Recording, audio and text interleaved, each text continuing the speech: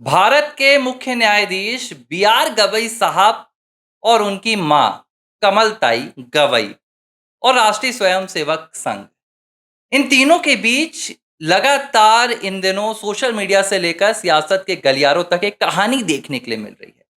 और ये कहानी बड़ी दिलचस्प होती जा रही है क्योंकि आए दिन इस कहानी में नया मोड़ आ रहा है, नए किरदार आ रहे हैं।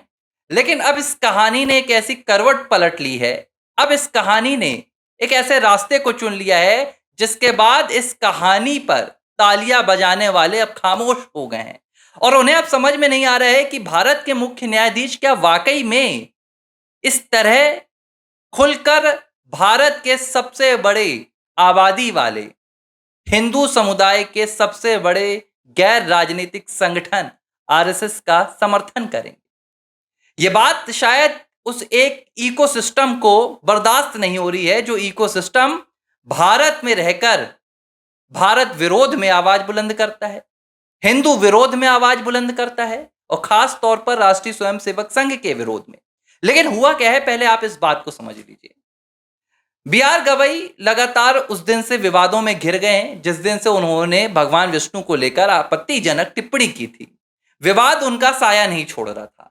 इस बीच अचानक एक खबर सामने आई जिस खबर ने लोगों को सोचने पर मजबूर कर दिया कि क्या वाकई में ऐसा होने जा रहा है। क्योंकि यहां पर दो अलग विचारधारा नजर आई। एक वो विचारधारा नजर आई जो सुप्रीम कोर्ट की बेंच पर बैठकर बी.आर. गवई साहब ने दिखाई थी, जिसके बाद पूरे देश में बवाल खड़ा हुआ था, जहां पर उन्होंने भगवान विष्णु की शक्ति पर, भगवान विष्णु की ताकत पर और हिंदुओं की आस्था पर सवाल खड़ा किया था। बाद में हालांकि सफाई भी दी उन्होंने। लेकिन एक दूसरी विचारधारा भी निकलकर सामने आई जो महज 15 दिन बाद ही देश को देखने के लिए मिली।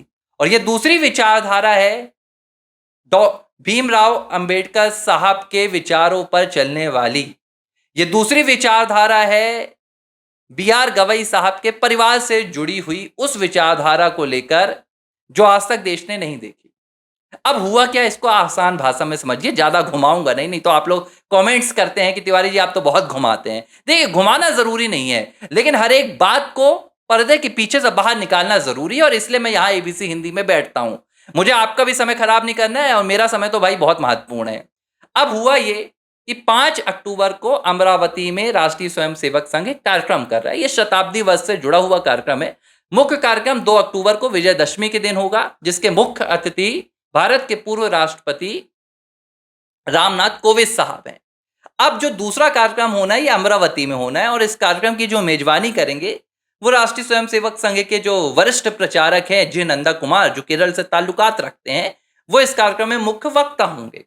इस कार्यक्रम के लिए मुख्य अतिथि के तौर पर जिसका चयन किया गया, ये चयन किसी और का नहीं किया गया बल्कि भारत के मुख्य न्यायाधीश बी.आर. गवई की मां कमलताई गवई का किया गया। कमलताई गवई अंबेडकरवादी विचारधारा से जुड़ी हुई हैं। उनके जो पति थे यानी कि आर.एस. गवई साहब, वो भी अंबेडकरवादी विचारधारा से जुड़े हुए थे। कांग्रेस के साथ उनकी बहुत ज्यादा नजदीकियां थी, पुरजोर समर्थक थे। लेकिन अब क्या हुआ, जिस दिन ये खबर सामने आई कि भाई कमलताई गवई साहब जो हैं उन्होंने तो इस आमंत्रण को स्वीकार कर लिया है और वो आरएसएस के कार्यक्रम में जाने के लिए तैयार हैं, तो जो भारत का एंटी हिंदू इकोसिस्टम है, जो भारत का वो इकोसिस्टम है जिसे बर्दाश्त नहीं होता कि कोई भारत के संवैधानिक पद पर बैठा हुआ व्यक्ति हिंदू धर्म से जुड़े हुए संगठनों के साथ कैसे चला जाता है, हिंदू धर्म के भगवान देवी देवताओं से क्यों, उनके सामने क्यों झुक जाता है। ये जो पूरा एंटी इकोसिस्टम है, इसे जैसे ही पता चला कि भाई कमलताई गवई तो जा रही हैं, इसने प्रोपोगेंडा शुरू कर दिया। प्रोपोगेंडा किस हद तक गिरा हुआ था आप इस बात को समझिए।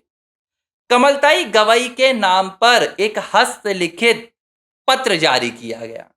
इस पत्र में कहा गया कि भाई जो राष्ट्रीय स्वयंसेवक संघ है ये एक सांप्रदायिक संगठन है, ये अंबेडकर वादी विचारधारा के खिलाफ है, ये भारत के खिलाफ है, असंवैधानिक संगठन। इस तरह का एक पत्र बनाया गया और पत्र में बकायदा क्या कहा गया कि मैं यानी कि कमलताई गवई राष्ट्रीय स्वयंसेवक संघ के इस आमंत्रण को अस्वीकार करती हूं। इस पूरे पत्र को देश भर में घुमाया जाने लगा और क्या कहा जाने लगा कि देखिए, अंबेडकरवादी विचारधारा से जुड़ी हुई कमलताई गवई ने आरएसएस के मुख्य अतिथि के अपने इस आमंत्रण को अस्वीकार कर दिया है और राष्ट्रीय स्वयंसेवक संघ को मुंहतोड़ जवाब दिया है। अब इसे लेकर गवई साहब की भी तारीफ होने लगी। कहा जाने लगा कि देखिए भाई, गवई साहब भारत के मुख्य न्यायाधीश हैं और उनकी तरह ही उनकी मां ने भी आरएसएस को ठुकरा दिया।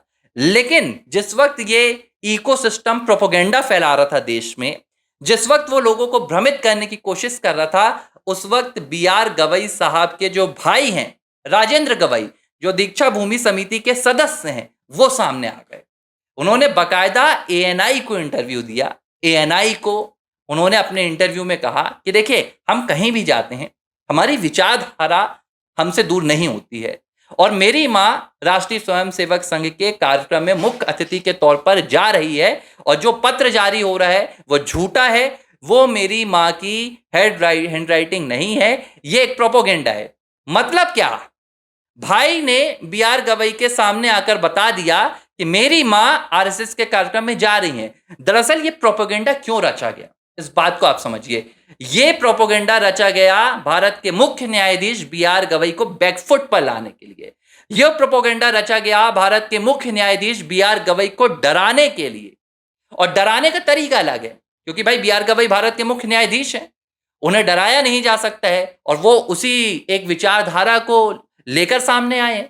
जब वो भारत के मुख्य न्यायाधीश बने, उन्होंने अपनी विचारधारा को स्पष्ट किया कि भाई मैं बेहद सामान्य परिवार से। हालांकि इन बातों को लेकर भी अभी कई बातें विवादित चल रही हैं, लेकिन जो समझने वाली बात है कि इस एक इकोसिस्टम को दिक्कत क्या हो। दरअसल ये जो अपने आप को विशेष विचारधारा से जुड़ा हुआ इकोसिस्टम बताता है, इसकी विचारधारा सिर्फ एक है। इसकी विचारधारा है कैसे भी करके हिंदुओं के खिलाफ बयान देना, हिंदुओं के खिलाफ माहौल बनाना, भारत के भीतर हिंदुओं को जाति के नाम पर बांटना, भारत के भीतर हिंदुओं को वर्ग के नाम पर बांटना, समाज के नाम पर बांटना और भारत को कमजोर करना, हिंदुओं को कमजोर करना। लेकिन कमलताई गवई का राष्ट्रीय स्वयंसेवक संघ के कार्यक्रम में जाना इस बात का स्पष्ट संदेश है कि भारत में जो राष्ट्रीय स्वयंसेवक संघ है वो किसी एक विचारधारा से और उस विचारधारा के कुएं में बैठा हुआ एक मेंढक नहीं है। राष्ट्रीय स्वयंसेवक संघ की विचारधारा बेहद वृहद है, जिसमें वो तमाम विचारधाराओं का समर्थन भी करता है, तमाम विचारधाराओं को जगह भी देता है। अब उदाहरण के तौर पर प्रणब मुखर्जी कांग्रेस के एक कट्टर समर्थक हुआ करते थे, बावजूद इसके वो 2018 में राष्ट्रीय स्वयंसेवक संघ के कार्यक्रम में पहुंचे। अब कमलताई जो गवई हैं वो अंबेडकरवादी विचारधारा की समर्थक हैं, उनके जो पति थे आरएस गवई वो कांग्रेस के समर्थक थे, लेकिन अब वो भी आरएसएस के कार्यक्रम में जा रही है। लेकिन जब वो आरएसएस के कार्यक्रम में जा रही हैं तो जो दुनिया भर में आरएसएस के खिलाफ प्रोपेगेंडा फैलाते हैं, उनका प्रोपेगेंडा पूरी तरह से ध्वस्त हो गया, क्योंकि ये बांटने की कोशिश करते हैं। भाई अंबेडकरवादी जो विचारधारा है वो आपको ये नहीं सिखाती कि आप हिंदुओं के खिलाफ जहर उगलें, वो आपको ये नहीं सिखाती कि आप सनातन धर्म के खिलाफ बोलें, वो आपको सिखाती है कि बिना किसी जातिगत भेदभाव के आप भारत के निर्माण में चलें, आप संविधान के लिहाज से चलें। लेकिन संविधान ये नहीं कहता है कि इस देश के बहुसंख्यक धर्म को आप अपमानित करें, इस देश के बहुसंख्यक धर्म को आप कटघरे में खड़ा करें। अब कोशिश की गई कि कैसे भी करके बीआर गवई साहब को बैकफुट पर लाया जाए, लेकिन शायद वो अपनी एक भूल से सीख चुके हैं, वो अपनी एक गलती से इस बात को समझ चुके हैं कि जो भी काम करें संविधान के लिहाज से करें, किसी एक विचारधारा के लिहाज से ना करें। और आखिरकार उन्होंने अपनी मां को भी इजाजत दी, बकायदा उनके भाई राजेंद्र गवई सामने आए और उन्होंने इस बात का साफ स्पष्टीकरण दिया कि मां कार्यक्रम में जा रही हैं और बकायदा आरएसएस के मंच पर भी बैठेंगी। अब आप देखिए कि कल दिग्विजय सिंह का एक सोशल मीडिया पर ट्वीट आता है, वही दिग्विजय सिंह जो ओसामा के नाम के पीछे जी लगाते हैं, जिन्हें हिंदुओं में भगवा आतंक नजर आता है। वो कहते हैं कि भाई आरएसएस एक असंवैधानिक संस्था है, आरएसएस देश विरोधी संस्था है, संविधान विरोधी संस्था है। और ये पोस्ट इसी वक्त पर आया है जब भारत के मुख्य न्यायाधीश की मां उस कार्यक्रम में शामिल होने जा रही हैं। इस तरह ये पूरा इकोसिस्टम लगा हुआ था। अब ये फर्जी पत्र कांग्रेस की तरफ से आया, ये फर्जी पत्र किस विचारधारा की तरफ से आया, मुझे लगता है कि अब इसकी जांच करनी चाहिए और खुद सुमोटो लेना चाहिए भारत के मुख्य न्यायाधीश को, क्योंकि यह मसला सिर्फ उनकी मां से जुड़ा हुआ नहीं है, यह मसला भारत में एक निजता के उल्लंघन से जुड़ा हुआ भी है कि भाई आप कैसे किसी के नाम पर फर्जी पत्र ला सकते हैं। सीधे तौर पर एक साजिश निकलकर सामने आ गई, लेकिन इस साजिश का भांडाफोड़ खुद गवई साहब के परिवार ने कर दिया है। एबीसी हिंदी न्यूज, आज ही जुड़िए हर खबर के साथ।